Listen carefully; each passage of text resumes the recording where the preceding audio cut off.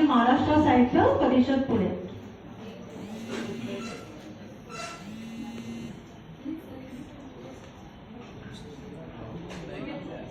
नाम तो बता पड़ता.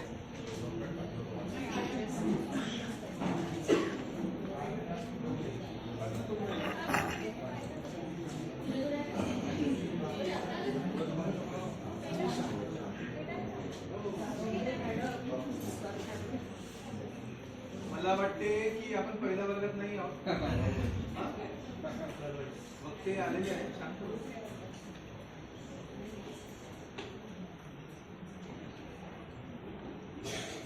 ज्यांनी मला इथं आमंत्रित केलं असे डॉक्टर बाबासाहेब आंबेडकर अध्यासनाचे प्रमुख मुख्य समन्वयक प्राध्यापक आणि या विभागाचे असणारे प्रमुख तर ते नव्याने आमचे मित्र झालेले आहेत डॉक्टर अविनाश फुलझेले सर.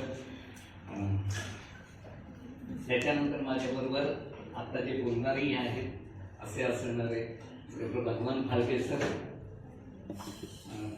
यांनी मला खूप आग्रहाने बोलवलं कारण ते आमच्या औरंगाबादच्याच असल्या कारणाने डॉक्टर सुनीता सावरकर आमच्याकडे एक जबार रायमाने नावाचे मोठे अभ्यासक होऊन गेले. मिलिंद कॉलेजला होते ते. त्यांची असणारी नात येते ती विद्यार्थिनी म्हणून मी तिला खरं म्हटलं तर बघितलं आमच्या विद्यापीठामध्ये.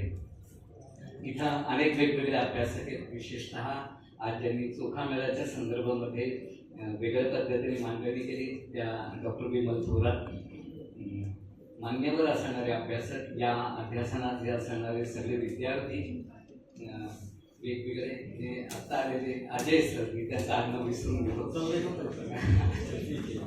अजय सर आमचे प्रशांत गाडीकर इथं जे छायाचित्र हे करून सगळ्या काही गोष्टी करतायत. बरेच अभ्यासक मला इथे दिसत आहेत. तरुण विद्यार्थिनी पण इथे दिसत आहेत. मी संत साहित्याच्या निमित्तानं खरं म्हणतात मी इथं बोलणार आहे. आता उल्लेख असा झाला होता की मला जे बक्षीस मिळालेलं आहे सगळ्यात पहिला पुरस्कार मला जो मिळाला तो संत चोखा मेळा यांच्या नावाने मिळालेला पुरस्कार. आता हे ठीक आहे म्हणजे ते अनेक पुरस्कार मिळतात त्याच्यानंतर हा पुरस्कार असं तरी माझ्यासाठी तो महत्त्वाचा होता. याचं कारण असं आहे की चोखोबांनी आपल्या अभंगामध्ये असं लिहून ठेवलेलं आहे की धाम झाली विठू आता चालू नको मंद बडवे मज मारी ताती लिहून म्हणजे तुम्ही बघा की विठ्ठलाच्या भोवती जमा असणारे बडवे मी दिसत नाही तर त्या चोखोबांच्या नावानं पुरस्कार मिळणं आणि तो एका बडवे नावाच्या व्यक्तीला मिळणं ही समाजामध्ये घडणाऱ्या बदलाची ती नांदी आहे असं मला स्वतःला वाटतं. म्हणजे त्या दृष्टिकोनातून मी इथं पाहतो. दुसरी गोष्ट अशी की ज्या विद्यापीठामध्ये मी कार्यरत होतो त्या विद्यापीठाचं नाव 14 वर्ष नामांतराचा लढा आम्हाला लढावा लागला आणि त्याच्यानंतर मग डॉक्टर बाबासाहेब आंबेडकर यांचं नाव आमच्या विद्यापीठाला मिळालं. मी नंतर आलो म्हणजे नामांतराच्या नंतर आलो पण तिथे झालेला लढा त्यासाठी म्हणून अनेक लोकांनी केलेलं काम हे सगळं जर समजा आपण बघत गेलो तर आपल्याला असं लक्षात येते की समाजामध्ये हळूहळू का होईना पण काही बदल घडतायत काही चांगल्या गोष्टी घडतायत आणि या ज्या चांगल्या गोष्टी घडतायत त्याच्यावरती आपण विश्वास ठेवायला पाहिजे. हा पहिली असणारी माझी भूमिका. मी संत साहित्याचा अभ्यासक वगैरे असं थोडंसं बाजूला ठेवतो. खरं म्हटलं तर इथे विद्यार्थी असतील असं गृहीत धरून मी एक 7-8 पानांचा निबंधच खर्च लिहून आणला होता की आता चला आपण निबंध वाचूया म्हणजे नेमकेपणानं आपल्याला काही गोष्टी मांडता येतील.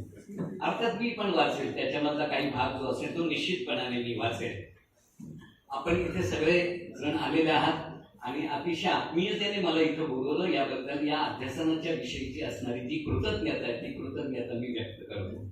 मला असं आठवतंय की 1984-85 साली डॉक्टर यशवंत मनोहर ते समुचित नावाचं एक नियतकालिक चालवत होते आणि या समुचित नावाच्या नियतकालिकामध्ये त्यांनी एक विषय हाताळलेला आहे. 84 ची गोष्ट सांगतोय मी तुम्हाला. तो विषय होता संत साहित्याचे पुनर्मूल्यांकन. असा एक त्यांनी विषय घेतलेला आहे आणि त्या विषयाच्या अनुषंगाने त्यांनी काय केलं होतं तेही सांगतो आपल्याला की त्यांनी रावसाहेब कसबे यांना हा विषय दिला. या विषयावरती आपण चिंतन प्रकट करावं असं सांगितलं. डॉक्टर यशवंत मनोहर यांनी त्या संदर्भातलं चिंतन जे त्यांनी प्रकट केलेलं होतं ते घेतलं आणि महाराष्ट्रामध्ये असणाऱ्या 3 अभ्यासकांकडे पाठवले. त्यामध्ये एक होते स.रा. गाडगीळ. स.रा. गाडगीळ हे डाव्या विचारसरणीचे. दुसरे होते संत साहित्याचे आणि मराठीचे असणारे अभ्यासक गोम कुलकर्णी. आणि तिसरे होते प्राध्यापक राघव जाधव, ज्यांनी मराठीमध्ये संत साहित्याची अतिशय साकल्याने समीक्षा केलेली आहे.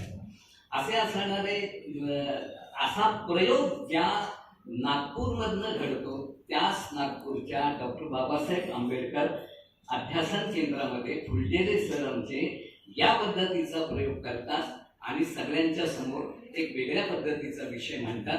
याबद्दल हे अध्यासन अभिनंदनाला पात्र आहे असं मला स्वतःला वाटतं. असो, संतांना खरं म्हणलं तर काय करायचं होतं असा एक विचार करून आपल्याला बघता येईल. मला असं वाटतं की संतांना सत्वशील समाजाची निर्मिती करायची होती आणि हा जो सत्वशील समाज त्यांना निर्माण करायचा होता त्यासाठी म्हणून त्यांच्या अवतीभोवती काय होतं हे ते डोळसपणाने बघत होते. आणि समाजामध्ये नेहमी काही चांगली माणसं असतात. समाज कोणताही असो, जाती कोणत्याही असो, धर्म कोणताही असो, आपल्याला असं लक्षात येईल की या प्रत्येक जणांमध्ये कुठे ना कुठे वेगवेगळ्या ठिकाणी अहंकार हा मोठ्या प्रमाणावरती वास करत असतो. ज्या नामदेवांच्या निमित्ताने मला बोलायचे त्या नामदेवांचा एक अभंग असा आहे की अहंकाराचा वारा न लागो राजेसा माझ्या विष्णुदाचा भाविकासे. हा अहंकाराचा वारा लागू नये असं सांगण्याचं काम ज्या नामदेवांनी केलं त्या नामदेवांचं असणारं जे कार्यकर्तृत्व आहे ते कार्यकर्तृत्व तसं खूप मोठं आहे. कारण हा अनेक अभ्यासकांनी त्याला म्हणत असताना असं म्हटलेलं की हा विद्रोही आणि चळवळ्या असणारा कवी आहे. म्हणजे ज्ञानदेवांसारखा असणारा एखादा पंडित, या पंडिताला आता ज्ञानदेव हुशार होते, त्यांनी अद्वैताचं तत्वज्ञान मांडलं, पण जो पंडित माणूस असतो तो फारसा लोकांमध्ये मिसळत नाही. आमच्यासारखे प्राध्यापक सुद्धा फार निवृत्त झाल्यानंतर मिसळतात, तोपर्यंत मिसळत नाहीत, अशी काहीतरी परिस्थिती होते. तर जे ज्ञानदेव लोकांमध्ये मिसळलेले नव्हते अशा ज्ञानदेवांना लोकांपर्यंत आणून पोहोचवण्याचं जर समजा काम कोणी केलं असेल तर ते संत नामदेवांनी केलेले असं आपल्याला म्हणावं लागतं.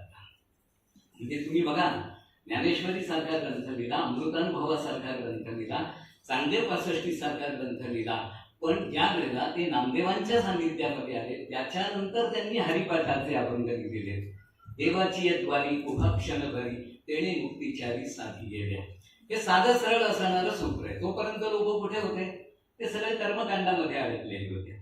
आणि ज्या वेळेला माणसं कर्मकांडामध्ये अडकतात, देवाच्या नावाने त्याच्यामध्येच लिप्त होऊन जातात, स्वतःच्या संसाराचं भान सुद्धा त्यांना राहत नाही, त्याचे सुद्धा उद्गार तुम्हाला संत साहित्यामध्ये सापडते.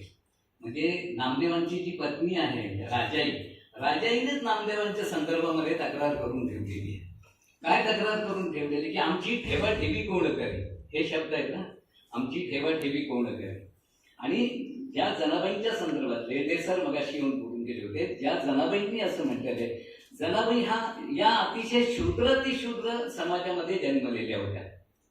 नामदेवांचं काम मोठं आहे, हे सगळं काही कराय, पण त्यांनी जे लिहून ठेवलेलं आहे ते लिहून ठेवत असताना त्यांनी असं म्हटलेलं आहे की मला तुम्ही बाहेर ठेवलेलं आहे. का बाहेर ठेवलेलं आहे? मज ठेविले बाहेरी, तर पण का म्हणून ठेवलेलं आहे? नीच म्हणून बाहेरी. आता लक्षात घ्या की ज्या शूद्र समाजामध्ये जनाबाई जन्मलेल्या आहेत त्यांच्यापेक्षा थोड्याशा वरच्या समाजामध्ये नामदेव. आपल्या समाजामधल्या जर समजा या सगळ्या उतरंडीचं समजा आपण बघत गेलो तर या उतरंडीवरून आपल्याला खरं तर हे सगळ्या काही गोष्टी जाणवतात की एक म्हणजे किती वेगवेगळ्या पद्धतीच्या या गोष्टी आहेत. मला प्रेमानंद गजबींचं असणारं किरवंत नावाचं नाटक आठवलं. हे किरवंत नावाचं नाटक जर समजा आपण बघितलं तर आपल्याला असं लक्षात येईल की ब्राह्मणांमध्ये काय आहे, आपल्याला असं लक्षात येईल त्याच्यात किरवंत हे नाव आहे.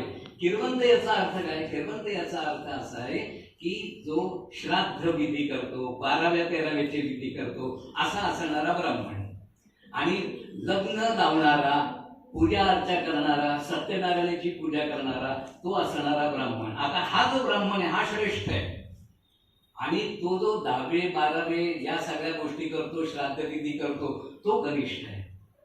म्हणजे ब्राह्मण समाजामधली पद्धत कोणती, तर ती पद्धत अशी की किरवंताच्या घराची मुलगी करायची नाही, रोटी बेटी व्यवहार नाही. हे ज्या समाजामध्ये मी तुम्हाला सांगतोय ते उतरंड सांगतोय की ब्राह्मण समाजामध्ये कोणता ब्राह्मण श्रेष्ठ हो असा जर समजा विचार करण्याचा प्रयत्न केला तर आपल्याला असं लक्षात येईल की ठराविक लोक फक्त हे आहेत ज्याला महात्मा फुल्यांनी त्याला पुरोहितशाही असं म्हटलेलं आहे.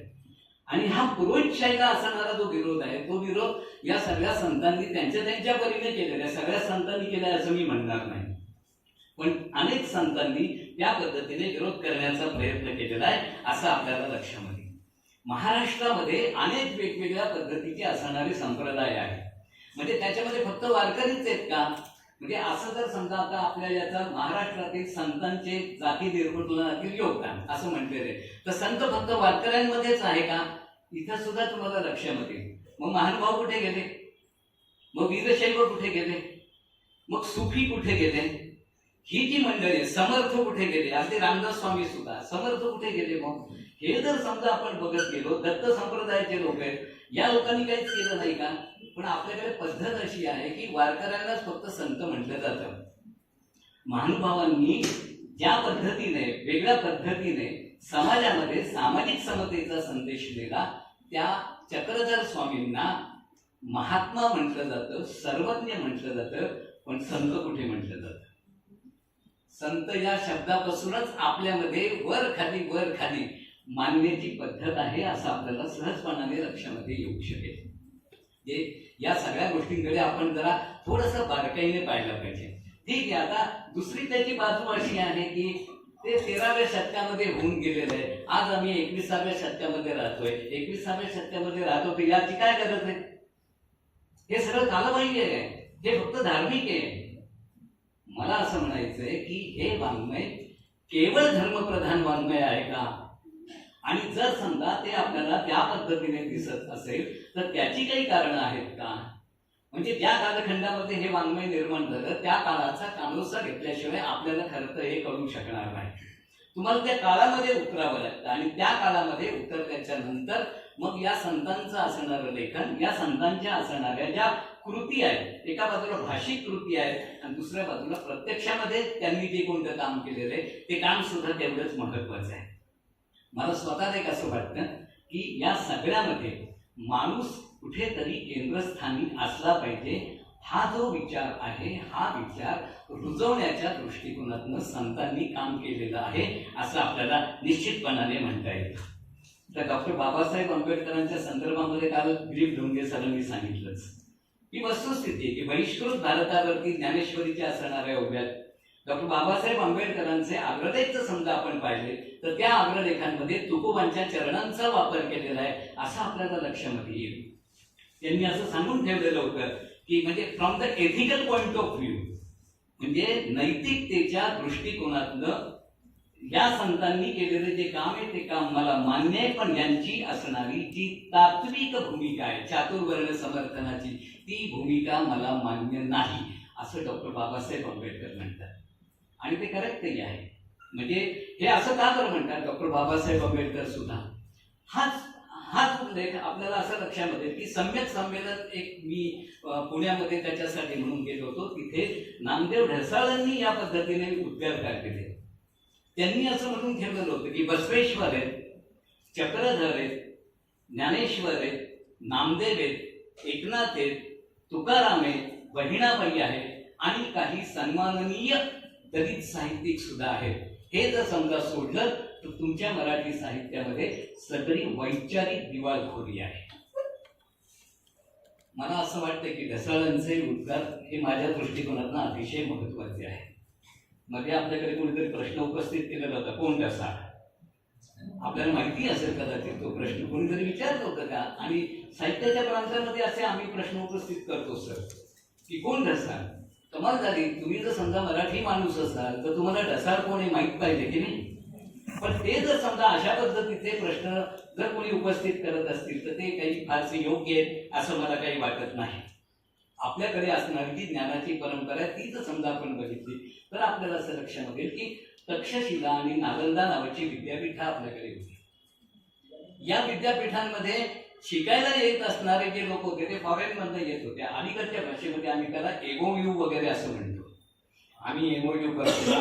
आमचे विद्यार्थी दुसऱ्या विद्यापीठामध्ये जातात, तिकडच्या विद्यापीठाचे विद्यार्थी आमच्याकडे येतात आणि त्याच्यामधनं मग आमचं काही सामंजस्य करार, म्हणजे मराठीत सांगतो, सामंजस्य करार वगैरे केला जातो आणि त्याच्यामधनं ज्ञानाचं आदान प्रदान होत असतं, असं आपल्याला लक्षामध्ये. बाबासाहेब आंबेडकरांनी ज्या वेळेला तथागत गौतम बुद्धांच्याकडे बघितलेलं आहे ते रॅशनल थिंकिंग या दृष्टिकोनातनं बघतात खरं सांगायचं तर. आणि त्यांनी ज्यावेळेला भूमिका मांडली त्यावेळेला त्याच्यामध्ये प्रज्ञा, शील, करुणा या 3 गोष्टींचं प्राधान्य तर त्यांनी दिलेलंच आहे, पण त्याच्याबरोबर चारित्र्य या नावाचा जो भाग आहे तो सुद्धा तितकाच महत्वाचा आहे. याकडे डॉक्टर बाबासाहेब आंबेडकरांनी लक्ष वेधलेलं आहे असं आपल्याला लक्षात आहे. असो, मी हे सगळं काही नमनाला घरावर केलं उठलं त्याचं कारण असं होतं की एक साधारणपणाने या विषयाकडे बघत असताना या विषयाची जी पार्श्वभूमी आहे ती पार्श्वभूमी लक्षामध्ये यावी. आता या विषयाकडे म्हणजे मला दिलेला जो विषय त्या विषयाकडे जर समजा बघायचं ठरलं तर 3 गोष्टींशी संबंधित असणारं खरं म्हटलं तर सूत्र आपल्याला लक्षामध्ये येईल. एक म्हणजे याच्यामध्ये असणारा साहित्यिक दृष्टिकोन कोणत्या प्रकारचा आहे, याच्यामध्ये प्रकट होणारा जो सांस्कृतिक दृष्टिकोन आहे तो कोणत्या प्रकारचा आहे आणि भक्तीचा असणारा जो दृष्टिकोन आहे तो कोणत्या प्रकारचा आहे. म्हणजे साहित्य, संस्कृती आणि भक्ती या 3ही अंगाने आपल्याला खरं म्हणतं तर याचा विचार करणं अत्यंत गरजेचं आहे. आणि भक्त शिरोमणी नामदेव अशी ज्यांची ओळख करून दिली जाते, म्हणजे भक्तीचा दृष्टिकोन म्हणत असताना मला हे सांगायचंय की नामदेव हे जे आहेत ते सर्वश्रेष्ठ भक्त आहेत अशा पद्धतीची धारणा वारकरी संप्रदायामध्ये आहे किंवा सगळ्या लोकांच्या मनामध्ये सुद्धा त्याच पद्धतीची आहे, म्हणून त्यांना भक्त शिरोमणी असं म्हटलं जातं. मग असे भक्त शिरोमणी नामदेव आहे त्यांचा विचार आपल्याला या 3 दृष्टिकोनातून काही करता येतो का, त्याच्या संदर्भातली अतिशय स्थूल अशा स्वरूपावरती मांडणी खरं तर मी आपल्या समोर करणार आहे. हे 3ही दृष्टिकोन जर समजा आपण बघितले तर ते एकमेकांमध्ये मिसळलेले आहेत. संमिश्र पद्धतीने आपल्याला त्या सगळ्याकडे बघावं लागतं, त्याचा विचार आपल्याला साकल्याने करावा लागतो. आणि मी जिथपासून सुटलो होतो बाजूला विषयापासून, तर जोपर्यंत आपण काळाचा कानोसा घेत नाही तोपर्यंत या वाङ्मयामध्ये त्या निर्मात्यांना नेमकं काय सांगायचं आहे हे आपल्याला लक्षात सुद्धा येत नाही. म्हणजे तुम्हाला ज्ञानेश्वरांचा विचार असेल, नामदेवांचा विचार असेल, तुकोबांचा विचार असेल, त्यांच्या काळानुसार तुम्हाला तो करावा लागतो.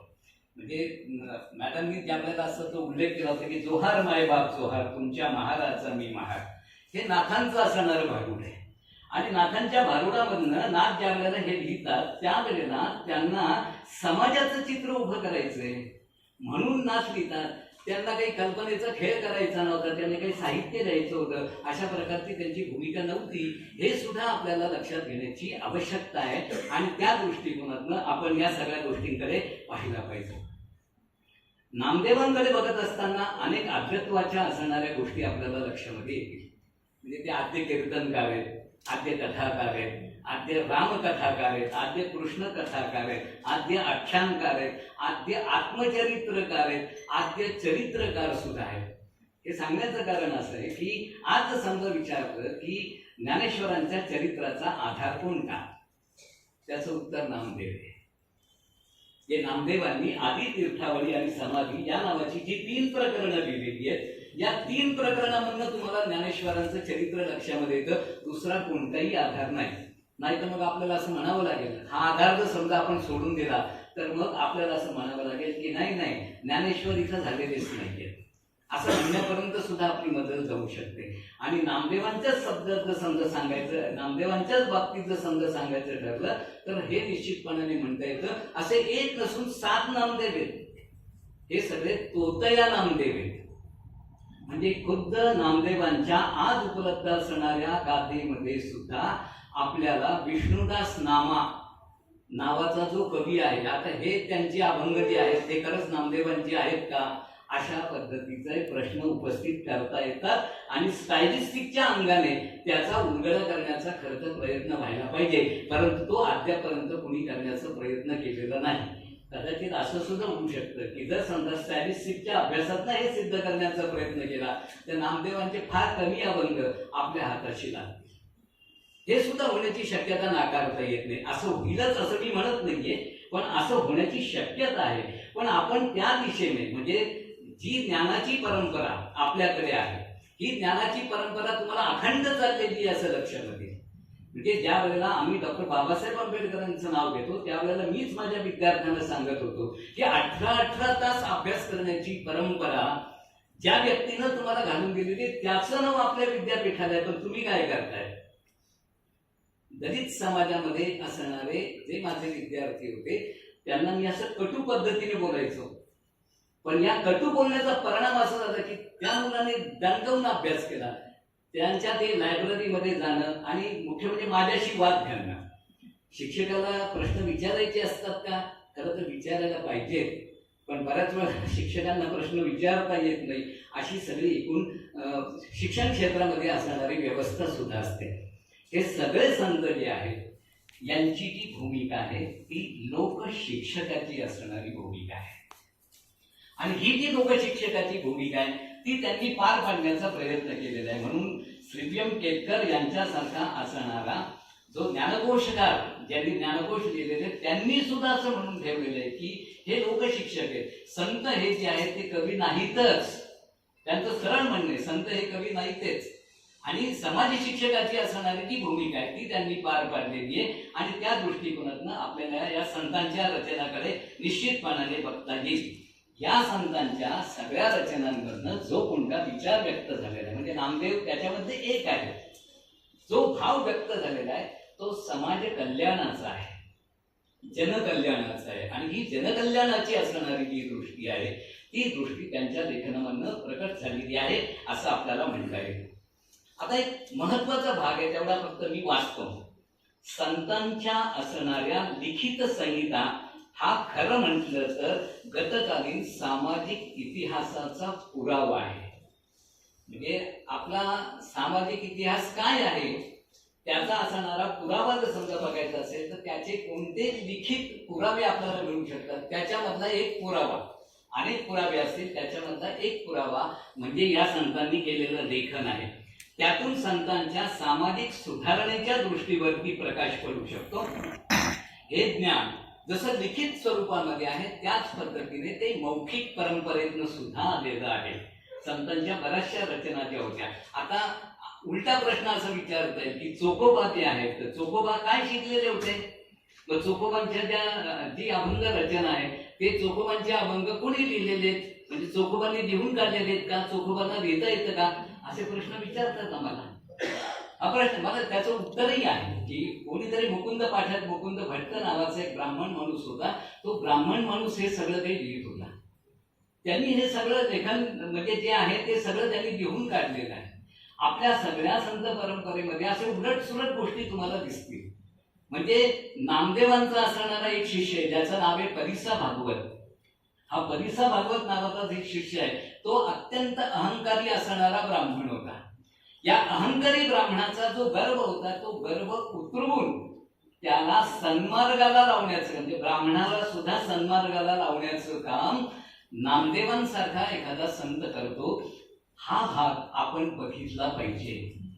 म्हणजे ज्या वेळेला आपण जातीनिहाय वगैरे विचार करतो खरं खरं सांगायचं तर एक गुरुदेव रानडे नावाचे एक अभ्यासक आहेत ज्यांनी फार आत्मसाक्षात्कारवादी अशा पद्धतीची भूमिका मांडलेली आहे. त्यांनी असं म्हणून ठेवलेलं होतं की जी माणसाच्या मनातनं कधीच जात नाही तिला जात असं म्हणतात.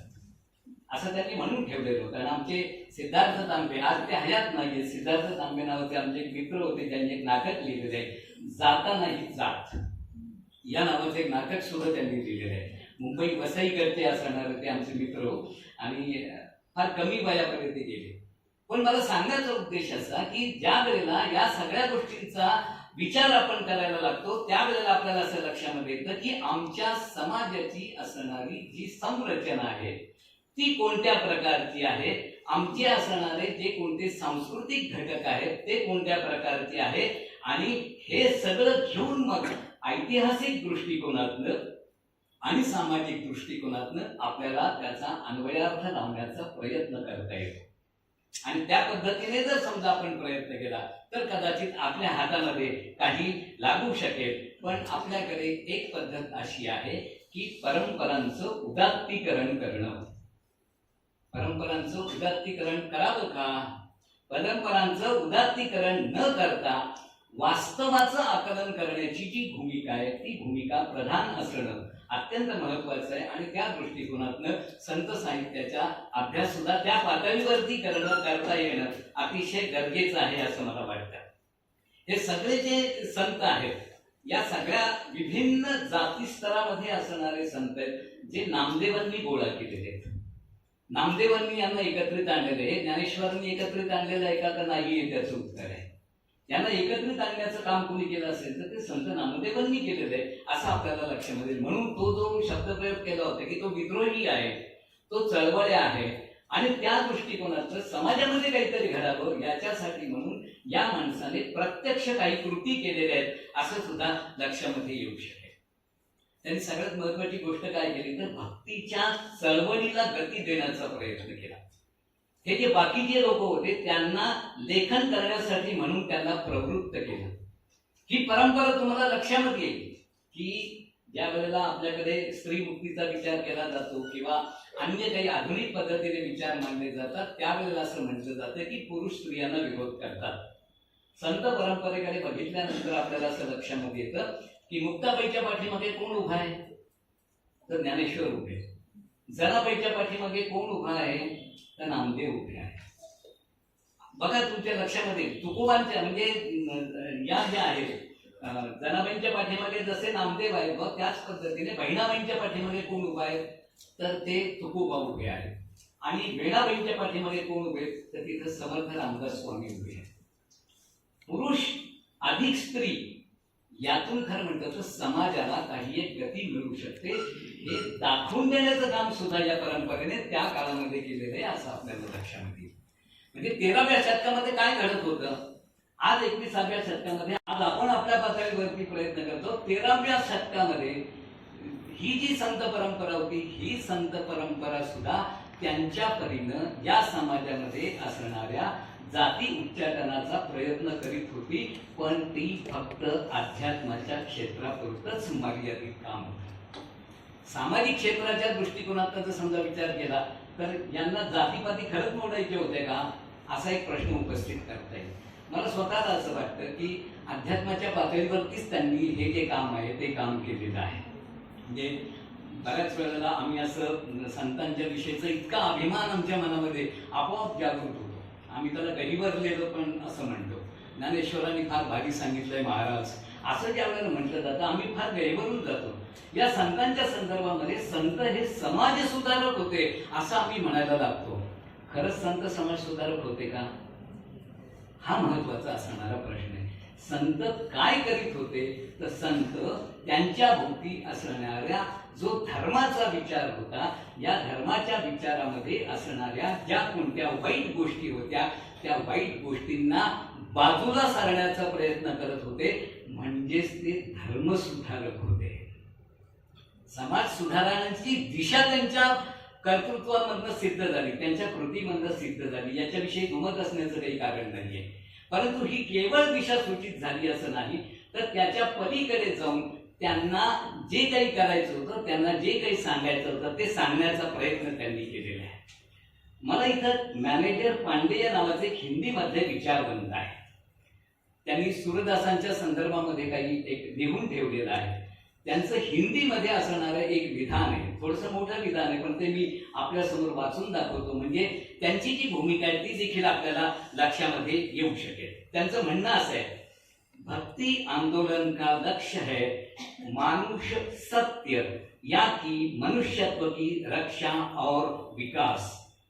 भक्ति काव्य की संपूर्ण रचनाशीलता इसी लक्ष्य की ओर उन्मुख है. भक्त कवियों की दृष्टि में मानुष सत्य के ऊपर कुछ भी नहीं है.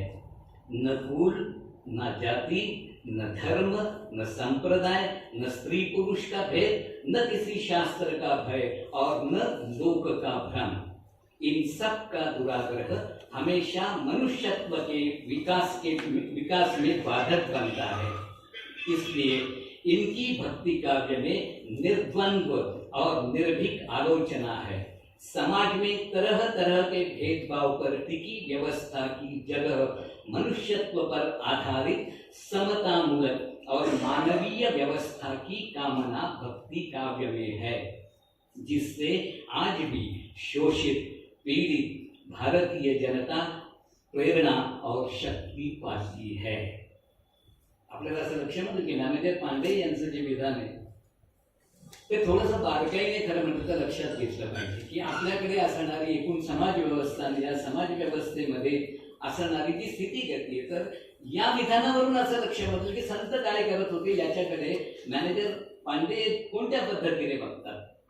म्हणजे समजा गंबा सरदारांचं उदाहरण घेतलं तर गंबा सरदार जे आहेत ते त्याच्याकडे समाजशास्त्रीय अंगाने बघतात. न्यायमूर्ती रानडेंच्या नावाचा उल्लेख कालपासून होतोय. न्यायमूर्ती रानडे हे उदारमतीवादी अंगाने त्याकडे पाहतात. ज्या वेळेला आम्ही रॉयस विचारवंत सुंठणकर यांच्याकडे पाहतो त्यावेळेला आम्हाला असं लक्षात येतं की बारम सुंठणकर यांच्यासारखे जे अभ्यासक आहेत हे रॉयस किंवा बुद्धिप्रामाण्यवादी भूमिकेतनं त्याकडे पाहतात. म्हणजे सुंठणकरांचं ते एक उदाहरण सांगतो. सगळ्यात अगोदर संतांच्या संदर्भामध्ये एक ऐतिहासिक दृष्टी ठेवून ज्या वेळेला त्यांनी मांडणी करण्याचा प्रयत्न केला त्यावेळेला त्यांनी आर्थिक दृष्टिकोनातनं या संतांनी कशा काही गोष्टी केलेल्या आहेत हे सांगण्याचा प्रयत्न केला. पण त्यांनी असं सांगितलं की संतांची असणारी ही जी भक्ती बिक्तीची संकल्पना आहे ती म्हणजे खरं म्हटलं तर संतांनी समाज वास्तवापासून काढलेली पळवाट होती. म्हणजे आम्हाला प्रश्नाला भेटता येत नाही, प्रश्नाला सामोरं जाता येत नाही म्हणून आम्ही भक्तीकडे वळतो. हे विधान आहे 1948चं. पण सुंठणकर ज्या वेळेला 1994 मध्ये त्यांनी त्यांचं असणारं तेच पुस्तक पुन्हा एकदा प्रकाशित केलं त्यावेळेला त्यांनी त्याला सिंहावलोकन नावाचं एक प्रकरण जोडलं. आणि सिंहावलोकन नावाचं प्रकरण जोडल्याच्या नंतर त्याच्यामध्ये त्यांनी असं लिहिलं की मी असं म्हणालो होतो की भक्ती ही पळवाट आहे. आज मात्र मी असं म्हणतोय की ती संतांची असणारी पळवाट नव्हती तर ती संतांची असणारी जीवन निष्ठा होती. की भक्तीकडे कोणत्या पद्धतीने बघायचं आपल्याला, जीवन निष्ठा म्हणून बघता येतं का, या दिशेने सुद्धा आपल्याला निश्चितपणाने विचार करता येईल. असो, आपण पुन्हा एकदा नामदेवांकडे येऊया की बहुजन समाजामध्ये शिंपी समाजामध्ये जन्मलेले जे नामदेव आहेत त्या नामदेव म्हणजे आमच्या मराठवाड्यामध्ये हिंगोली नावाचा जिल्हा आहे, ते हिंगोलीच्या जवळ असणारं नरसी बामणी आहे. या नरसी बामणीचे ते आहेत. अभ्यासकांमध्ये वाद आहेत ना, नामदेव पंढरपूरला जन्मले असं काही जण म्हणतात. मी त्या वादामध्ये पडतच नाही. म्हणजे ते नरसी बामणीला जन्मले का पंढरपूरला जन्मले याच्यापेक्षा नामदेवांनी काय लिहून ठेवलेले हे जास्त महत्वाचं आहे. मग असे जे नामदेव आहेत या नामदेवांना वारीमुळे का होईना पण सामान्य माणसाचं जे जीवन आहे ते त्यांना जवळून बघतात. हिरावती कर्वे यांनी असं म्हणून ठेवलेलं आहे की वारी म्हणजे काय असतं, तर वारी म्हणजे मुक्त विद्यापीठ असतं. आणि विठोबाच्या संदर्भामध्ये पांडुरंगाच्या संदर्भामध्ये तर त्यांनी म्हणून ठेवलेलं आहे की विठोबा इज माय बॉयफ्रेंड. हिरावती कर्वेंसारखी एक विदुषी ज्या वेळेला म्हणते की विठोबा हा माझा बॉयफ्रेंड आहे त्यावेळेला आपल्याला असं लक्षामध्ये येतं की किती वेगळ्या पद्धतीने एखादी व्यक्ती या विठोबाकडे सुद्धा बघू शकते. मॅडमनी जे सांगितलेलं होतं ते मला खरं म्हटलं तर त्याच्यावरती अधिक चिंतन करण्याची गरज आहे की बुद्ध परंपरा जी आहे या विद्यापीठामध्ये एक प्रबंध झालेला आहे सर. माझ्या माहितीप्रमाणे भाऊ लोखंडे असं त्यांचं नाव असावं. आणि बुद्ध परंपरेचा असणारा जो संत साहित्यावरती पडलेला प्रभाव आहे त्याच्याशी संबंधित असणारं ते काम ते याच विद्यापीठातलं आहे. जे राष्ट्रसंत तुकडोजी महाराज नागपूर विद्यापीठामध्ये त्यावेळेचं नागपूर विद्यापीठ त्यावेळेला झालेलं हे काम आहे असं आपल्या लक्षामध्ये. जे आज ते आपण उजागर करतो एका अर्थाने, तुम्ही जे काम करताय ते ज्याला उजागर करण्याचं असणारं काम आहे. आणि मग इथं आपल्याला असं लक्षामध्ये येतं की ज्या वेळेला नामदेव हे जो बहुजन समाजामध्ये जन्मलेला एक कवी आहे, एक संत कवी आहे, त्याला ज्या वेळेला हे सगळं काही दर्शन घडलं त्यावेळेला त्याला जे घडणारं दर्शन होतं ते अतिशय भेदक अशा प्रकारचं दर्शन होतं. ते कोणत्या पद्धतीने पाहतात म्हणजे हे जर समजा पाहिलं तर त्याच्यासाठी म्हणून आता लिखित संहितेचा आधार घेऊ आपण म्हणजे आपल्याला लक्षामध्ये येऊ शकेल. त्यांचा एक अभंग आहे त्याच्यातल्या 2च ओळी सांगतो. एक बैसती अश्वावरी एक चालती चरण चाली. म्हणजे एक घोड्यावरती बसलेला आहे, एक खाली पायी चाललेला आहे. एक जेविती मिष्टान्न एकान मिळे कोरांना. म्हणजे एकाला आमच्या समाजातली स्थिती ही, एकाला मिष्टान्न मिळतात, दुसऱ्याला काहीच खायला मिळू नाही. हे जे दर्शन आहे हे दर्शन. आता मला असं सांगा की मी कुठेही असं म्हणत नाहीये की हे भक्तीमध्ये विठ्ठल आहे, अमुक आहे, चला आपण दर्शन घेऊ, हे काहीच नाहीये याच्यामध्ये. याच्यामध्ये काय दिसतं आपल्याला? इथं समाजाचं असणारं चित्र, इथं नामदेवांमध्ये असणारी जी सूक्ष्म समाज निरीक्षणाची जी ताकद आहे ती ताकद इथं आपल्याला लक्षामध्ये येते. आता ती नोंद आहे त्या प्रकारची.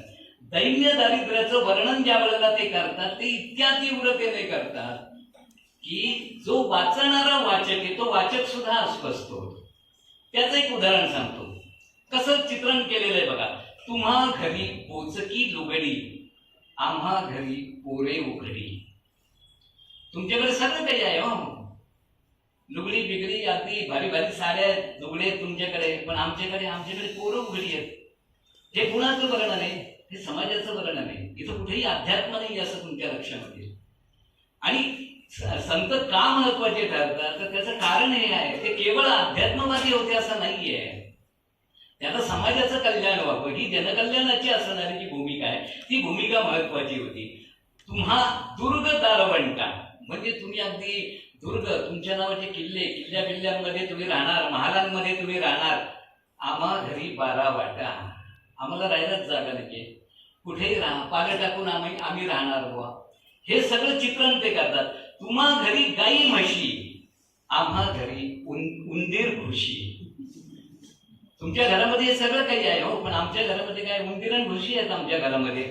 तुम्हा घरी सुवर्ण मडकी, आम्हा घरी खापरे फुटकी. असं ज्या वेळेला ते म्हणतात त्यावेळेला आपल्याला असं लक्षामध्ये येतं की समाजामध्ये असणाऱ्या सामान्य माणसाचं जे कोणतं दारिद्र्य आहे या दारिद्र्याचं अत्यंत भेदक असणारं, वास्तव असणारं चित्र. आम्ही साहित्याच्या संदर्भात ते लोक असं म्हणत असतो की साहित्य ते असतं की ज्याच्यामध्ये वास्तव असतं. आता तुम्ही मला असं सांगा की अनेक दलित आत्मकथनांमधनं ज्या पद्धतीचा अनुभव प्रकट झाला त्याच पद्धतीचा हा अनुभव नाही का नामदेव प्रकट करत? अगदी त्याच पद्धतीचा अनुभव प्रकट करतायत. मग हे जे आहे ना, हे खरं संतांच्या असणारं साहित्यामधनं प्रकट होणारं सगळं रूप आहे. या अंगाने सुद्धा आपल्याला बघता येतं. मला मान्य आहे तुम्ही अगदी आध्यात्मिक अंगाने बघा, माझं काही म्हणण्याचं काही कारण नाहीये. ज्याला ज्या पद्धतीने वाटेल त्या पद्धतीचं, म्हणजे ज्याचा त्याचा असणारा नामदेव वेगळा आहे. काही जण नामदेवांकडे खूप आध्यात्मिक भावनेने पाहतील. मी ज्या वेळेला अशा पद्धतीने विचार करतो, म्हणजे बरं झालं तुम्ही मला हा विषय दिला, त्याच्यामुळे मी या पद्धतीने जर निदान विचार केला की आपण या पद्धतीने सुद्धा काही एक मांडणी करू शकतो. आता हे दीन दुबळ्यांचं असणारं जे चित्रण आहे हे चित्रण इथं नामदेव करतात. पोट तिडकीने खरं म्हणतात तर ते समाजातल्या दग्ध प्रतिष्ठितांना आव्हान करतात की तुमच्या घरी काय आहे आणि आमच्या घरी काय आहे. हे आव्हान त्या नामदेवांनी केलेलं हे लक्षात येत नाही. हे कोणीतरी सांगावं लागतं. म्हणजे आज आम्ही ज्या वेळेला विचार करतो त्यावेळेला आता नामदेवांचं कोणी ऐकलं असेल त्या काळामध्ये, तो बिचारा फाटका होता. आम्ही आमच्या डोळ्यासमोर असणारं नामदेवांचं चित्र कसं आहे, असे पांढऱ्या रंगाचे कपडे घातलेले, हातात तंबोरा आहे, स्वच्छ धुतलेले कपडे, डोक्यावरती पगडी आहे आणि नामदेव कीर्तन करतात. खरं आहे का हो? हे जनाबाईंनी वर्णन करून ठेवलेलं आहे. सुंभाचा करदोडा, रक्त्याची लंगोटी, नामा वाळवंटी कथा करी. हे दारिद्र्य आहे. म्हणजे तुमच्या लक्षामध्ये येईल की लंगोटी घातलेला नामदेव हा चंद्रभागेच्या वाळवंटामध्ये कीर्तन करतो. हे खरं चित्रण आहे. आम्ही आपलं फोटो मधलं पाहतो, फोटो मधले असणारे ज्ञानेश्वर फार छान गोंडस दिसतात ते खूप, किंवा फोटो मध्ये असणारे नामदेव फार गोंडस दिसतात. ते प्रत्यक्षामध्ये आहेत का? ते तसे नाही आहेत ते. म्हणून सुंभाचा रक्त्याची लंगोटी, नामा वाळवंटी कथा करी. आता लंगोटी घालणे इतकं दारिद्र्य समजा असेल आणि त्यातही पुन्हा समाज कल्याणाची आस असेल तर हे संतांचं मन आणि त्यांची असणारी, नामदेवांचं मन आणि त्यांची असणारी जी प्रवृत्ती आहे ती प्रवृत्ती आपल्याला इथं लक्षामध्ये येते. आणि म्हणून त्यांचा एक अभंग जो थोडासा आध्यात्मिक अंगाने जाईल, पण तरी देखील मला सांगायचा आहे तो मुद्दा असा की स्वतःच्या जातीचा अतिशय स्पष्टपणाने उल्लेख नामदेव करतात. आणि तो उल्लेख करत असताना सुद्धा एक माणूस आणि त्या माणसाची असणारी जी कृती आहे ती कोणत्या प्रकारची आहे हे सांगण्याचा ते प्रयत्न करतात. तो अभंग असा आहे बघा, पुष्कळ भूमीवरी उगवली तुळसी अपवित्र येसी म्हणू नये. कुठल्या तरी बरड जमिनीमध्ये तुळस उगवली, तुळशी वृंदावनातली तुळस नाहीये. पुष्कळ भूमीवरी उगवली तुळसी अपवित्र येसी म्हणू नये.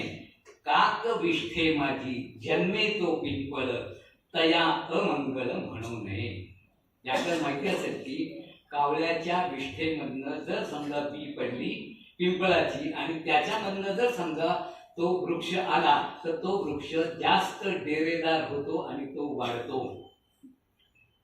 त्याला तुम्ही अपवित्र म्हणणार आहात का? कारण तो काकविष्ठेमध्ये असणारा पिंपळावरती तर 12 मुंजे बिंजे सगळे राहतात त्या पिंपळावरती. तर तुम्ही काय म्हणणार हो नेमकं असं? असा प्रश्न आहे. दासीची या पुत्रा राजपद आले उपमा मागील देऊ नये. समजा एखादी दासी आहे आणि तिच्या मुलाला जर समजा राजपद मिळालं तर ती हा दासीचा पुत्र आहे, दासीचा पुत्र आहे म्हणून तुम्ही कृपा करून हेरवू नका. नामा म्हणे तैसा जातीचा मी शिंपी उपमा जातीची देऊ नये. आपल्याला लक्षात घ्या, म्हणजे जातीच्या निमित्ताने फुलझेले सरांनी हा सगळा विचार आपल्या समोर आणण्याचा प्रयत्न केलेला आहे. जातीच्या संदर्भामध्ये ते आपल्याला संत स्वतःच्या जातीच्या संदर्भामध्ये म्हणतात.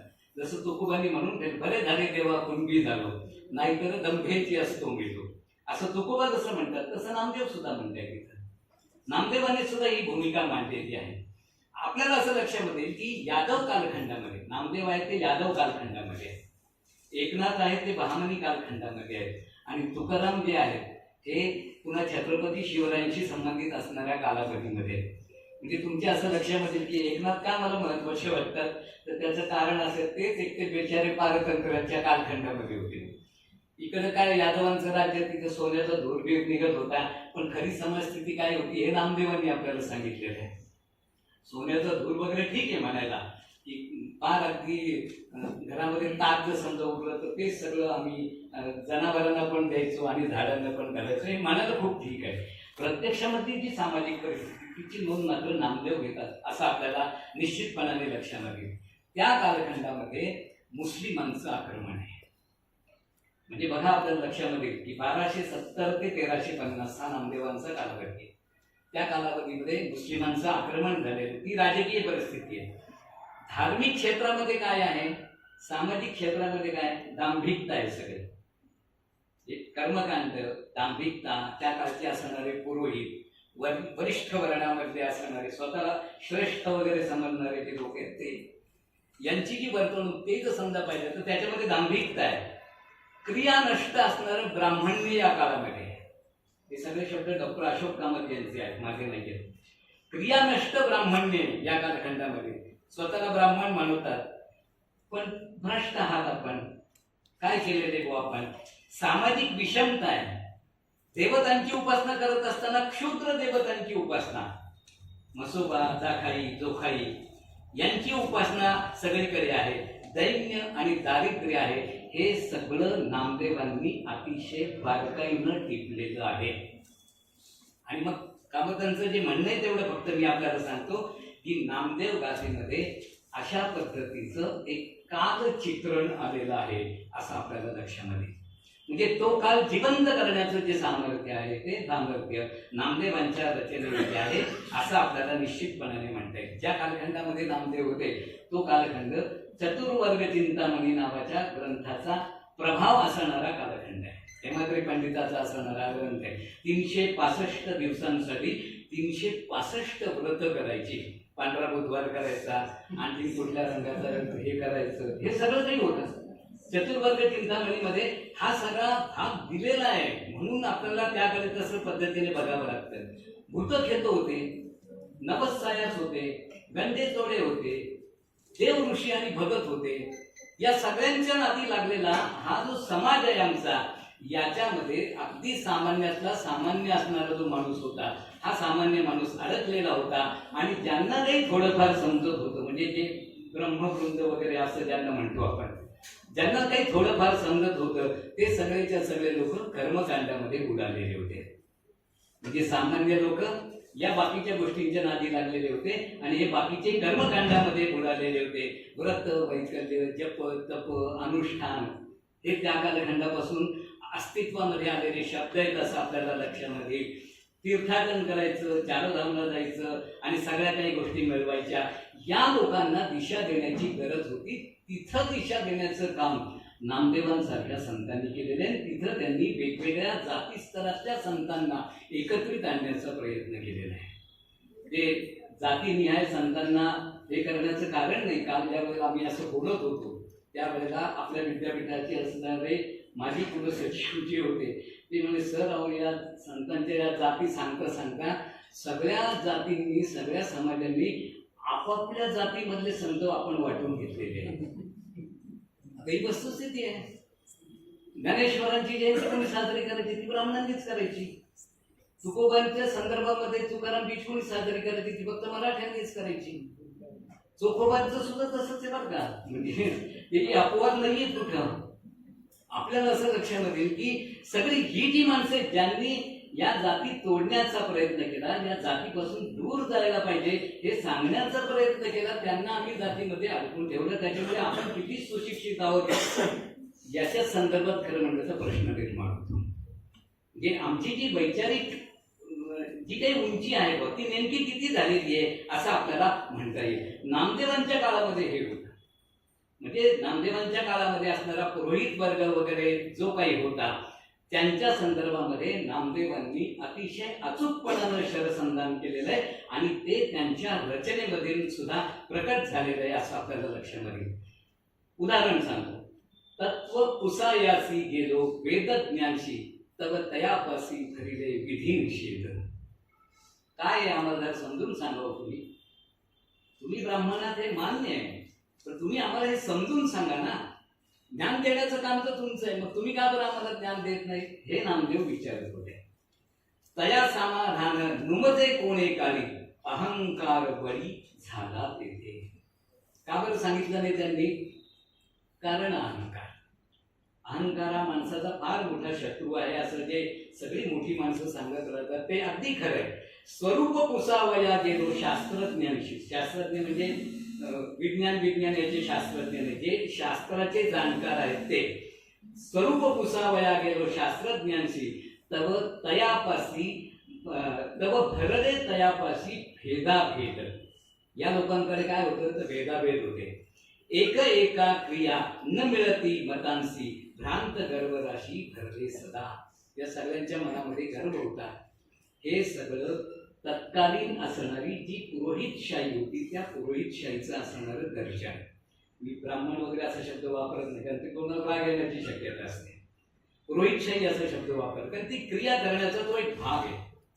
आणि मग आपल्याला असं लक्षामध्ये येईल की नामदेवांच्या अभंगामध्ये असणारं हे जे कोणतं वास्तव आहे हे तत्कालीन धर्ममार्तंड जे होते त्या धर्ममार्तंडांच्या वर्तणुकीवरती प्रकाश टाकण्याचं काम त्यांनी केलेलं होतं असं लक्षामध्ये येईल. समाजामध्ये वेगवेगळ्या जातींमध्ये, फक्त ब्राह्मणच असं नाही, वेगवेगळ्या जातींमध्ये असणाऱ्या ज्या वृत्ती प्रवृत्ती आहेत त्याच्या सगळ्या नोंदी आपल्याला नामदेवांच्या अभंगांमध्ये सापडतात. म्हणजे त्याची पण मी काही उदाहरणं तुम्हाला देऊन टाकतो. म्हणजे त्यांनी मी आता अभंग वगैरे सांगणार नाही पण एक साधारणपणाने त्यांनी काय म्हटलंय ते सांगतो की ब्राह्मणांचं जे अवलंबन आहे त्याच्यावरती म्हणत असताना त्यांनी असं म्हटलंय की आपण एखाद्याला पौराणिक असं म्हणतो, तो पुराण सांगण्याचं काम करतो. पौराणिक आणि ज्ञानी हे समीकरण दुर्लभ आहे.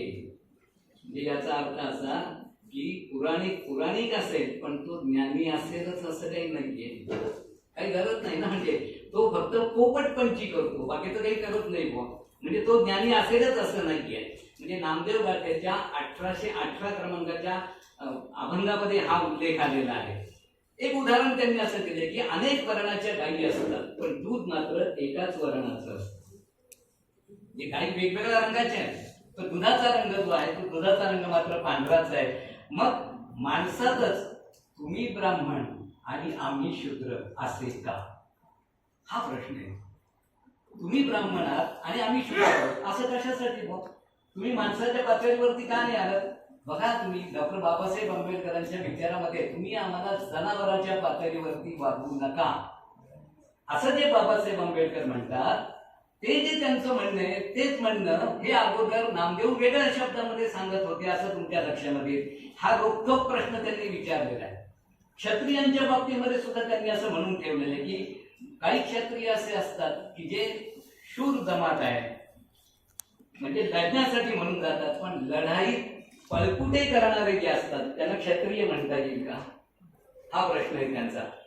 म्हणजे जो क्षत्रिय आहे तो शूर भला आहे असं म्हणता येईलच असं काही नाही असं त्यांना वाटतं. मग त्यांनी वेगवेगळी उदाहरणं दिलेली आहेत की समजा दागिने घडवणारा पण ते घडवताना चोरी करणारा सोनार, त्याचं सुद्धा उदाहरण दिलेलं. म्हणजे आता इथं एका ब्राह्मणांवरती टीका केली असं सुद्धा नाहीये, हे लक्षामध्ये यावं म्हणून मी मुद्दामून सांगतोय. हे सोनार आहेत. दुष्काळामध्ये सावकारी करणारा समृद्ध कुणबी, म्हणजे जो कुणबी आहे, सगळेच कुणबी गरीब असतात का? नाही, तर समृद्ध असणार आहे जो सावकारी करतोय बुवा असा असणारा जो कुणबी आहे तो कुणबी. याच्याशिवाय नाभिक असेल, खाटीक असेल, धनगर असेल, तेली असेल, कोष्टी असेल, लोहार असेल, या सगळ्या वेगवेगळ्या जातीमध्ये असणाऱ्या लोकांच्या ज्या वृत्ती प्रवृत्ती आहेत त्या वृत्ती प्रवृत्तींचा निर्देश नामदेवांच्या अभंग रचनेमध्ये येतो आणि मग त्याच्यामध्ये असणारी जी उच्च नीचता आहे याकडे नामदेव आपलं लक्ष वेधू इच्छितात. आणि त्यांचं म्हणणं खरंच असे, नाही याती कुळ उंच नीच भेद. खरं म्हटलं तर आपण हे करायला नाही पाहिजे. हा उच्च जातीचा आहे, हा कनिष्ठ जातीचा आहे, या प्रकारची जी भूमिका आहे ती भूमिका आपण मांडावं असं मला काही वाटत नाही. याचा सरळ अर्थ एवढाच आहे की एकाच वर्णाला किंवा एकाच जातीला नामदेवांनी कधीही लक्ष केलेलं नाही. समाजामध्ये वेगवेगळ्या जातीचे जे लोक असतात त्या सगळ्या जातींमध्ये कुठल्या प्रकारची असणारी मर्यादा असते, कमतरता असते, याकडे त्यांनी लक्ष वेधलेलं आहे असं आपल्याला निश्चितपणाने म्हणता येईल.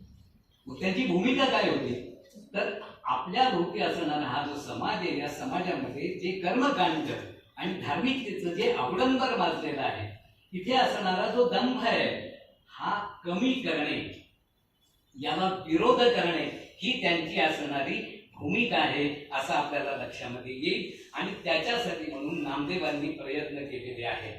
त्याच्यासाठी म्हणून या वेळेला नामदेव उपदेश करतात. आता सगळ्या संतांच्या रचनेमध्ये तुम्हाला हे सापडेल की संत उपदेश करतात. उपदेश का करतात?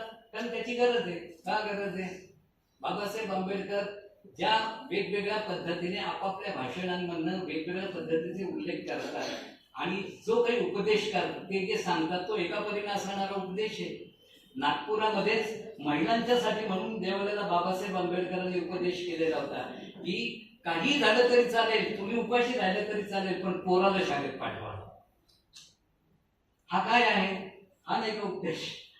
आपल्याला असं लक्षात येईल की या सगळ्या गोष्टींना याच्यामधल्या ज्या सिमिलॅरिटीज आहेत याच्यामधला जो सारखेपणा आहे विचारांमधला, म्हणजे तो सारखेपणा जर समजा आपण लक्षामध्ये घेतला तर काही गोष्टी आपल्याला कळू शकतील. म्हणून नामदेव त्यावेळेला असं म्हणतात, न विचारी जाती कुळ शुची अथवा चांडाळ हृदय देखुनी निर्मळ प्रीती धरी तेथे. तुम्ही निर्मळ प्रीती करायला पाहिजे. हा चांडाळ आहे, हा उच्च जातीचा आहे, हा नीच जातीचा आहे, असला भेदाभेद जो आहे तो हा भेदाभेद त्याच्यामध्ये येता कामा नये. किंवा ब्राह्मण हो शूद्र वैश्य नारी नर सर्वांशी आधार नाम सत्य. तुम्हाला सगळ्यांना असणार आधार, ज्यांचं नाव नामदेव आहे, हे ज्ञानदेवांचे मित्र होते. ज्ञानदेव आणि नामदेव याच्यातला जो ज्ञान आहे तो म्हणजे ते नामभक्तीचा पुरस्कार करतात.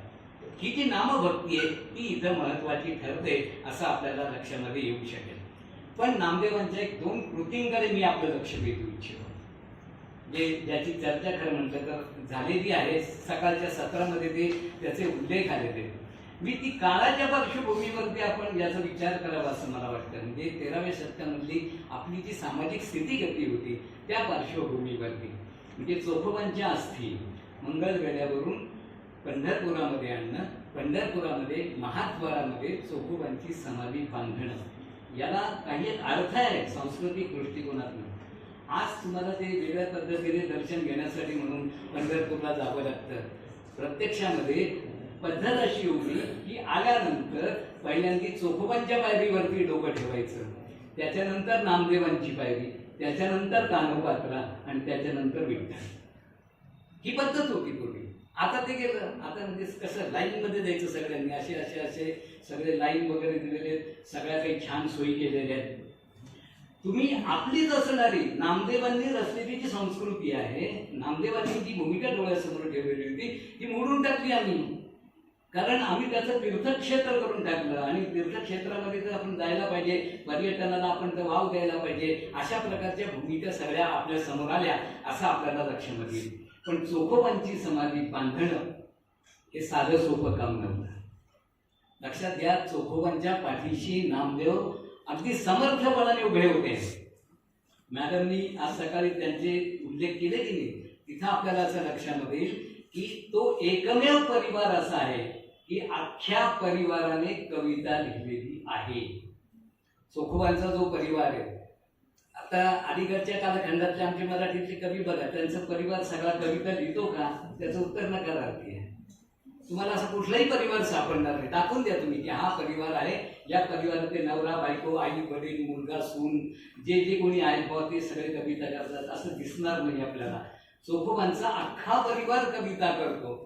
हे साहित्यिक दृष्टिकोनातनं त्यांच्या पाठीशी ते उभे राहिलेले आहेत आणि त्याच्यामुळे खरं म्हटलं तर हे सगळं काही प्रत्यक्षामध्ये आलेलं आहे असं आपल्याला लक्षामध्ये येईल. आणि दुसरी बाजू जी आहे ती जनाबाईंची बाजू आहे. म्हणजे 13व्या शतकामध्ये ज्या वेळेला पुरोहितशाहीचं वर्चस्व होतं त्या कालखंडामध्ये जनाबाई सारखी शूद्राती शूद्र असणारी जी स्त्री आहे त्या स्त्रीला आपल्या घरामध्ये ठेवणं हे नामदेवांच्या कुटुंबाचं असणारं केवढं मोठं धारिष्ट आहे खरं म्हटलं तर.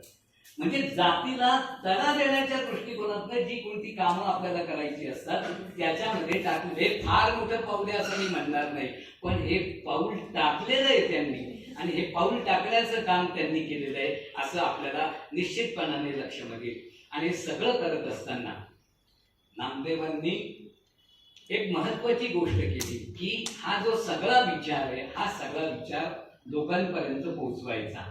कोणत्या पद्धतीने पोहोचवणार?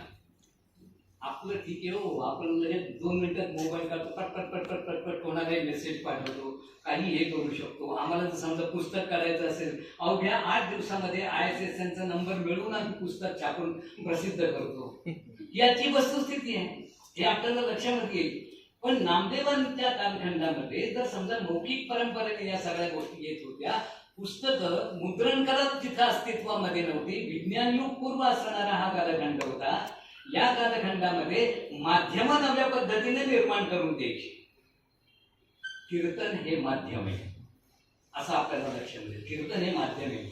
गावामध्ये लोक शेती बिती करून आले की सगळेजण गावाच्या पारावरती येऊन बसायचे, कीर्तनकार यायचा, तो कीर्तन करायचा आणि मग तो सांगायचा, नामा म्हणे ग्रंथ श्रेष्ठ ज्ञानदेवी एकतरी कोवी अनुभवावी. ज्ञानेश्वरी नावाच्या ग्रंथाचा प्रोमो करण्याचं काम नामदेव करत होते त्यांच्या कीर्तनाच्या माध्यमातून. आज आमचे प्रोमो बिमो तर काय भारी भारी असतात एकदम प्रोमो, पण त्या कालखंडामध्ये हे कसं केलं असेल बुवा? म्हणजे हे जे वितरणाचं माध्यम आहे, मला सांगण्याचा मुद्दा असा आहे की सामाजिक वितरणाचं माध्यम, या विचारांचं वितरण जर समजा करायचं असेल तर ते वितरण कोणत्या पद्धतीने करता येतं, म्हणून तो कीर्तनकार जो आहे तो कीर्तनकार महत्वाचा आहे. आणि मग पुन्हा प्रश्न असा येईल की त्याच्या पाठीमागे ते कीर्तनकाराच्या पाठीमागे अनेक लोक उभे असतात आणि जे अनेक लोक उभे असतात तर ते कशासाठी उभे असतात बुवा? तो जो कोरस असतो म्हणजे त्यांची जी मांदियाळी तिथं उभी असते ती कशासाठी असते? तर कीर्तनकार सगळं काही सांगत असतो, समोरच्या व्यक्तीला झोप येते. जेवण झाल्यानंतर आपल्यापैकी सुद्धा अनेकांना झोप येत असेल आता. ज्या वेळेला ही झोप येते बुवा, तर झोप ज्या वेळेला येते त्यावेळेला या सगळ्या लोकांना जर समजा जागा करायचं असेल तर हे सगळं कीर्तन चालू असतात. बाकीचे सगळे वाटतं म्हणा विठ्ठला विठ्ठला विठ्ठला विठ्ठला, की समोरचे लोक खडबडून जागे होतात. आता हेच नामदेव तुमच्या असं लक्षामध्ये असं म्हणतात, अमृता गुणी गोड नाम तुझे देवा मन माझे केशवा काबा नेके. आणि त्याच्यात पुढचं वाक्य असं आहे की कीर्तनी बैसता निद्रे नागविले मन हे बुधरे विषय शोभा. ज्या वेळेला नामदेव असं म्हणतात आणि बाकीचे लोक तुम्हाला जागा करण्याचा प्रयत्न करतात, जागा करणं हे काम कुठे घडतं? हे प्रबोधनामध्ये घडतं. गुरुजीले सरांचं अभिनंदन यासाठी हे कर म्हटलं तर की लोकांच्या मनामध्ये हा प्रबोधनाचा जो विचार आहे, नवीन जाग आणण्याचा जो विचार आहे, तो नवीन जाग आणण्याचा विचार ते करतायत. हे अत्यंत महत्वाचा असणारा भाग आहे. आता मी फक्त शेवटचा भाग सांगतो सर, तेवढा म्हणजे अगदी थोडक्यात सांगेल, तो फार विस्ताराने सांगणार नाही. नामदेव हे कुशल संघटक होते, कुशल प्रचारक होते आणि भ्रमणशील वृत्तीचे होते. या भ्रमणशील वृत्तीच्या नामदेवांनी पंढरपूर पासून पंजाब पर्यंत प्रवास केला. पण पंढरपूर पासून फक्त पंजाब पर्यंतच असं नाही, वायव्य भारतामध्ये त्यांच्या प्रभावाच्या अनेक खुणा आपल्याला सापडतात. महाराष्ट्रातले असे अनेक लोक आहेत की जे म्हणतात महाराष्ट्रातला नामदेव हा पंजाबमध्ये गेलाच नाही असं म्हणतात ना. म्हणजे अनेक अभ्यासक आहेत असे, पण अनेक अभ्यासकांनी नंतर हे तिथं जाऊन सिद्ध केलेलं आहे की वायव्य भारतामध्ये तुम्हाला याच्या खुणा सापडतील. जे मी तुम्हाला काही हिंदीतल्या अभंगांचं उदाहरण देतो म्हणजे तुम्हाला लक्षामध्ये येऊ शकेल. हे जे लेखन त्यांनी केलेलं आहे ना, हे लेखन सदुक्कली भाषेमध्ये आहे. म्हणजे खरं तर त्याला दक्षिणी असं म्हणायला पाहिजे. ते दक्षिणीमध्ये आहे, सदुक्कलीमध्ये आहे. आणि त्या परिसरामध्ये जाऊन आजही तुम्ही घुमानला जा, घुमानला गेल्यानंतर तुम्हाला नामदेवजी का गुरुद्वारा पाहायला मिळेल. तिथं गुरुद्वारा आहे, त्या गुरुद्वारामध्ये तो नामदेवांच्या नावाने ओळखला जातो. नामदेव दर्जी म्हणजे नामदेव शिल्पी असं म्हटलं जातं. नामदेवांनी केलेल्या ज्या या रचना आहेत, या रचनांपैकी 61 पद गुरु ग्रंथ साहिब नावाच्या शिखांच्या पवित्र धर्मग्रंथामध्ये समाविष्ट आहेत. आता खरं म्हटलं तर 36 कवनं, देशामध्ये असणाऱ्या 36 कवींची कवनं एका ग्रंथामध्ये एकत्रित करणं हा भाग केवढा महत्वाचा आहे. याला म्हणायचं राष्ट्रीय एकात्मता. म्हणजे वेगवेगळे असणारे कवी, वेगवेगळ्या भाषेमध्ये असणारे कवी, त्यांच्या ज्या रचना आहेत त्या रचना एकत्रितपणाने एका ग्रंथामध्ये टाकायच्या आणि मग म्हणायचं की आमचे दुसरे तिसरे कोणी गुरु नाही, ग्रंथ हेच गुरु आहेत. गुरु ग्रंथ साहिबा. ग्रंथाला गुरु म्हणण्याची परंपरा सिख परंपरेमध्ये आपल्याला दिसेल, जिथं नामदेवांचा प्रभाव आहे. नामदेवांचा प्रभाव हा जसा कबीरदासांवरती आहे त्याच पद्धतीने तो गुरु नानक देवांवरती सुद्धा आहे. या दोघांवरती देखील प्रभाव आहे असं आपल्याला लक्षात येईल. मग पुढे आणखीन वेगवेगळ्या कवींची, रविदास वगैरे या ज्या कवींची परंपरा आहे ती परंपरा आपल्याला धुंगाळता येते. आणि या सगळ्या परंपरेमध्ये आपल्याला असं लक्षामध्ये येतं की नामदेवांनी तिथंही काही एक सांस्कृतिक कार्य, काय 30-35 वर्ष राहिले असतील नामदेव, त्या कालावधीमध्ये त्यांनी केलेलं आहे. आणि हे सगळं करत असताना त्यांच्या ज्या रचना होत्या त्या कशा आहेत ते आपल्याला लक्षामध्ये यावं म्हणून सांगतो. फक्त हसत खेळत तेरे देहू रे आईया, भगती करत नाम पकडी उठाईया, हिनडी जाती मेरी, इथेही जात आहे, हिनडी जाती मेरी जादम राईया, छिपके जननी काहे कहू आईया, लई कमली चलियो पलटाई, देहू रे पाछई बैठा जाई, जीव जीव नामा हरिगुण उचरई, भगत जना कहू देहुरा फिरई. काय याचा अर्थ आपल्याला कळणार नाही. पंजाबी बिंजाबी आहे की काय असं आपल्याला वाटतं. मराठी मिश्रित हिंदी सदुक्कली असणारी ही भाषा आहे. त्याचा अर्थ सांगतो मी तुम्हाला. मी मोठ्या आनंदानं तुझ्या मंदिरामध्ये दर्शन घ्यायला आलो, शांत चित्ताने भक्तिभावाने आलो होतो, पण ही भक्ती करत असतानाच मला हाताला धरून बाहेर का काढलं गेलं. हे नामदेवांचं असणारं दुःख आहे. म्हणजे मी जर समजा भक्ती करायला येतो तर तुम्ही मला हात धरून बाहेर काढून टाकून देता. हे कशासाठी बुवा? देवा तूच सांग, मला शिंप्याच्या घरी जन्माला का घातलेस? खरंच माझी जाती हीन आहे का? ती जात इतकी तुच्छ आहे का? इथे जसा नामदेवांमधला उत्कट भक्त आपल्याला दिसेल ना, तसं जाती भेदाने पोळलेला एक सामान्य माणूस सुद्धा दिसेल. संत हे नुसते संत नसतात, संत ही माणूस सुद्धा असतात. हा सगळ्यात महत्वाचा असणारा भाग आहे. आपण त्यांच्याकडे माणूस म्हणून पाहतो, पाहतच नाही. संत म्हणजे अंतरेच नमस्कार, अशी जी भावना असते आपली. पण संत सुद्धा माणसंच असतात ना, त्यांनाही आपल्यासारख्याच भावना असतात, तेही आपल्यासारखाच संसार करतात. मान्य आहे मला की ज्ञानदेवादी भावंड होती, यांची कुणाची लग्न झाली नाही, पण नामदेवाचं लग्न झालेलं आहे, बाकीच्या सगळ्या संतांची लग्न झालेली आहेत. तुकारामाच्या बायकोनी तर त्याने किती छळलं बिळलं अशा पद्धतीचे उद्गार सुद्धा तुकोबांच्या त्या सगळ्या रचनेमध्ये आहे. मला मुक्ताबाईंचं जनाबाईंचं नेहमी वाईट वाटतं खरं सांगायचं तर. त्याचं कारण असं आहे, मुक्ताबाई कोवळी असणारी, तिच्या लग्नाचा विचार कोणी करायचा? कोणीच करा नाही मुक्ताबाईच्या लग्नाचा विचार. या भावंडांनी तर ठीकच आहे, त्यांनी लहान वयामध्ये समाधी वगैरे घेतली. जनाबाई तर काय विचारीच होती ती, शुद्रातिशूद्र. राजा ढाले यांनी फार अतिशय अप्रतिम लेख लिहिलेला आहे शुद्रातिशूद्र असणाऱ्या जनाबाईंवरती. तो लेख अतिशय महत्वाचा असणारा लेख आहे. हे जर समजा आपण पाहत गेलो आपल्या समाजातलं चित्र, तर दलित साहित्यिकांना संत जवळचे का वाटतात? याची कारण आहे, जी उपेक्षा दलित समाजाच्या वाट्याला आली तीच उपेक्षा संतांच्या सुद्धा वाट्याला आलेली आहे. जी बहिष्कृत असणारी अवस्था दलित समाजाने अनुभवली, त्याच पद्धतीची जी उपेक्षा आहे किंवा बहिष्कृतता आहे ती संतांना सुद्धा अनुभवावी लागलेली आहे, असं आपल्याला लक्षात येईल. मला हात धरून तुम्ही बाहेर काढतात, चोखोबाला मंदिरामध्ये येऊ देत नाही, ही सगळी परिस्थिती. ज्ञानेश्वरांसारखे ब्राह्मण समाजामधले असणारी माणसं त्यांना ब्राह्मणच नडतात आणि ब्राह्मणच त्यांना हे पवित्र नाहीत या पद्धतीने त्यांना बाजूला काढतात, कारण ही संन्यासाची गुण आहेत म्हणून. आपल्याला असं लक्षात येतं याच्यामध्ये साम्य आहे. आणि एकला चलोरे, बघा तुम्हाला सगळे संत हे एकला चलोरेच्या पद्धतीने जात आहेत असं लक्षामध्ये येईल. आणि या पद्धतीने हा सगळा विचार जो आहे तो सगळा विचार हे त्यांनी केलेलं आहे. फक्त 1 मिनिटात आणखीन एक या पद्धतीचा असणारा नामदेवांचा अभंग सांगून मग मी थांबतो.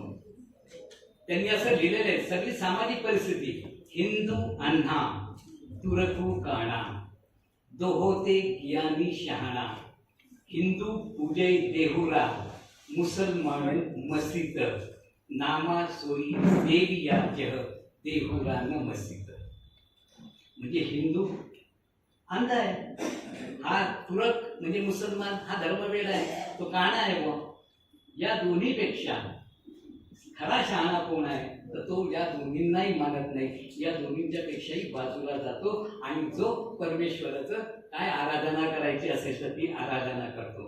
हे सगळं सांगणारे जे नामदेव आहेत, या नामदेवांनी स्वतःचं कर्तृत्व सिद्ध करत असताना या समाजाच्या संबंधी ज्या नोंदी केलेल्या, निरीक्षण केलेली आहेत, ती जर समजा आपण पाहिली तर त्याच्या दृष्टिकोनातून त्या सगळ्या याच्यामधनं आपल्याला निश्चितपणाने असं म्हणता येतं की नामदेवांनी केलेलं जे काम आहे ते काम अतिशय महत्वाचं आहे. आणि म्हणूनच नामदेव खरं तर असं म्हणू शकले की पतित पावन नाम ऐकुनी आलो मी द्वारा, पतित पावन न होसी म्हणून मी जातो माघारा. मी माघारी जाईल हे सांगण्याचं धारिष्ट्य जे आहे, हे धारिष्ट्य ज्या नामदेवांकडे येतं त्या नामदेवांचं कर्तृत्व निश्चितच थोडे. आपण सगळ्यांनी ऐकून घेतलं, आपल्या सगळ्यांना मनापासून धन्यवाद देतो. सप्रेम जय भीम.